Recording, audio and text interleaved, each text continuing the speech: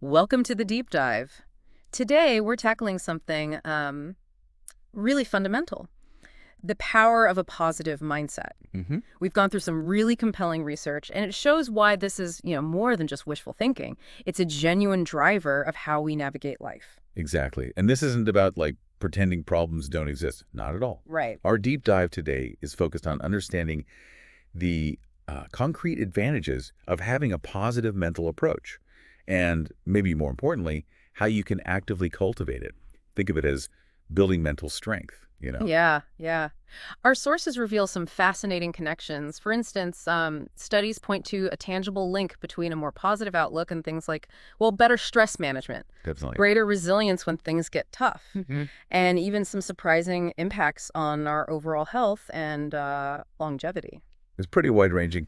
And the really interesting thread running through all this research is that it's not about being born an optimist or anything. The core idea, really, is that developing a positive mindset is a skill you can learn. It's a habit anyone can adopt and strengthen over time. Okay, so let's unpack this a bit. When we talk about a positive mindset, what does that actually look like? Because Yeah. it's more than just feeling happy all the time, right? Oh, precisely. Yeah, Yeah. the research really emphasizes that. A positive mindset isn't about ignoring difficulties or being in a constant state of bliss. Mm-hmm. Instead, it's about your fundamental way of approaching challenges and opportunities. Mm-hmm. It's about choosing to focus on potential solutions rather than just dwelling on the problems themselves. Focusing on solution. Yeah, and it's about viewing setbacks as opportunities for learning and growth Yeah. rather than just failures. That makes a lot of sense. One of the things that stood out in our material was this idea that people with a positive mindset seem to handle tough times more effectively. They manage stress better. They bounce back. Right, the resilience factor. Yeah, resilience. Why do you think that is, based on what we looked at? Well, building on that, our sources explain that our brains have what's often called a negativity bias. Ah, yes. Heard of that? Yes, an evolutionary thing. Our ancestors were more likely to survive if they were highly attuned to potential threats, dangers. Sure. Makes sense from a survival standpoint. Exactly.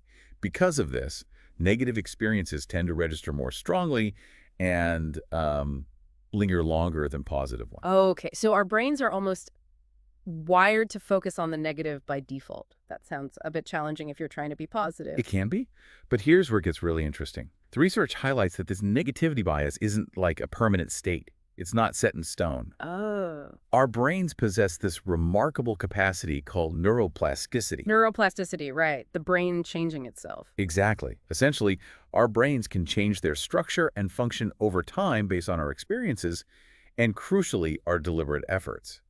And this is where actively cultivating a positive mindset becomes so powerful. You can literally reshape those pathways. So, how do we actually begin to rewire our brains then towards more positivity? Our sources offered some practical strategies. Hmm. One that came up repeatedly was gratitude journaling. Just, regularly writing down things you're thankful for. It sounds simple, almost too simple maybe, but is it truly effective? Well, what's compelling here is the science behind it. It's not just about feeling nice. When you intentionally focus on gratitude, you're actively directing your attention toward the positive aspects of your life Mm. over and over. Okay. And this repeated practice helps to adjust your brain's default setting, making it more inclined to notice and remember positive experiences. Mhm. One study in our material, for example, showed that consistent gratitude journaling actually activated the prefrontal cortex. The thinking part of the brain. Right, the area associated with positive emotions and decision-making. And it potentially dampened activity in the amygdala, our brain's fear center. Interesting. It's like training a muscle. The more you deliberately practice gratitude, the stronger that positivity pathway becomes. Okay, so it physically changes things. Another habit that was highlighted is the idea of reframing negative thoughts. Yes, that's a big one. Instead of just thinking, I failed, trying to shift it to, okay, what can I learn from this experience? That seems like a really significant shift in perspective. Absolutely. And the language we use with ourselves, it has a profound impact on how we perceive reality. It's not trivial. Right. When you reframe a negative thought, you're not just putting a positive spin on it, like you said. You're actively changing the narrative you're telling yourself about the event. Changing the story. Yeah. And this can unlock opportunities for growth and learning that might just be obscured when you're stuck in a purely negative assessment. As the source material suggests, our internal dialogue truly shapes our experience. And then there's the idea of surrounding yourself with positivity. The people you interact with, the content you consume, social media, news, whatever, it intuitively makes sense that this would have an impact. Definitely. If we connect this to the broader understanding of social influence and how we process information, it becomes clearer.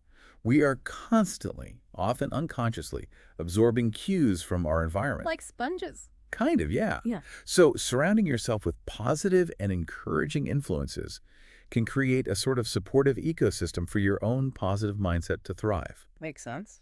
And conversely, constant exposure to negativity, whether it's people or media, can really reinforce those negative thought patterns we talked about. Our sources even touched on studies showing a correlation between the general happiness levels of your social circles and your own happiness. Wow. Okay, so your environment matters a lot. Now, the sources also touched on the science of optimism. Apparently, it's not just wishful thinking. There's evidence that optimists tend to be, well, more successful in various areas. Why might that be? Yeah, that's a fascinating area. What's particularly interesting here is the link between belief and action. Mm. People who genuinely believe that good things will happen or that they can influence outcomes are simply more likely to take proactive steps towards their goals. They initiate more. Because they expect a positive result, or at least see the possibility. Exactly. And they're also more likely to persevere when they encounter setbacks because they tend to view them as temporary obstacles, things to overcome, rather than insurmountable barriers or signs of personal failure. So they keep going. They keep going. And this often leads to a kind of self-fulfilling prophecy where their optimistic outlook actually contributes directly to their success because it fuels the necessary actions and resilience.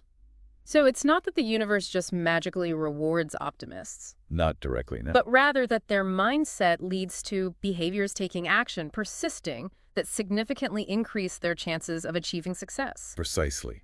That's a great way to put it.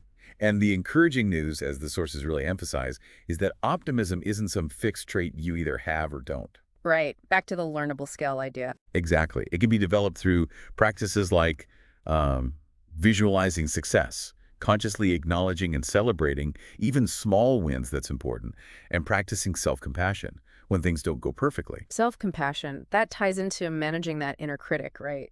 That voice of negative self-talk that, let's be honest, so many of us grapple with. The sources offered some helpful strategies for managing that too. This is a critical aspect, absolutely. We all experience negative self-talk to some extent. It's part of being human, probably tied back to that negativity bias again. Mm-hmm. The key, though, is to recognize that these thoughts aren't necessarily facts. They're just thoughts. Distinguishing thought from fact. Yes. The sources suggest a valuable kind of three-step approach. Mm-hmm. Pause, challenge, and replace. First, just become aware of the negative thought as it arises. Notice it. Just notice it. Don't engage immediately. Right. Second, critically examine its validity. Ask yourself, is this actually true? Yeah. Or is it based on an assumption or fear or maybe past experience that isn't relevant now? Questioning it. Questioning it. And third, consciously replace that negative thought with a more balanced, realistic, and ideally positive or constructive affirmation or statement. Okay, the idea of affirmations, those positive statements you repeat to yourself, they can sometimes feel a bit, well, cliche maybe, or forced. What you mean? But the sources suggest they can actually help to reshape our subconscious mind over time. How does that process actually work? Is it just repetition? Well, if we think about how our brains form neural pathways, again, that neuroplasticity idea, it becomes more understandable. Repeatedly stating positive affirmations, especially if you try to connect with the feeling behind them, helps to create and strengthen the neural connections associated with those positive beliefs. Like carving a path in the brain. Exactly. Over time, this consistent practice can actually shift your default thought patterns at a subconscious level, making those positive thoughts feel more natural and automatic. Think of it like repeatedly walking the same path in a field eventually. A clear trail forms, and it becomes the easier route to take. Okay, that makes more sense than just, wishful chanting. It's about building pathways.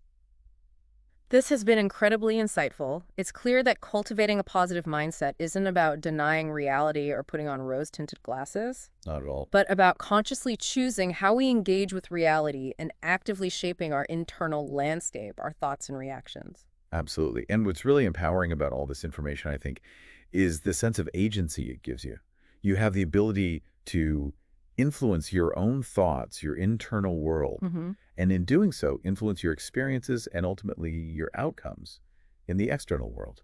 So for you, our listener, here is a challenge building on all this. We've discussed a few key practices: gratitude journaling, reframing negative thoughts, and using affirmations. Right, those three core ones. Choose just one of these practices, just one, and commit to doing it every day for the next week. See what happens. Yeah, make it manageable. And as you incorporate this practice into your daily routine, take some time to notice. Just pay attention to any subtle or maybe even significant changes in how you feel, maybe your stress levels or your ability to navigate everyday challenges. Just observe. We'd genuinely be interested to hear about your experiences. If you feel like sharing, feel free to share your insights, maybe what worked, what was tricky. hmm Ultimately, this deep dive really underscores a powerful principle. Our thoughts have a profound impact on our reality. They filter everything. Yep. By consciously choosing and nurturing positive thought patterns, we are actively shaping not just our internal state, but the world we experience around us. So as you go about your week, maybe consider this. What small intentional step can you take today to further explore and cultivate the remarkable power of your own mindset? Keep growing, keep exploring. And we'll connect with you on the next deep dive.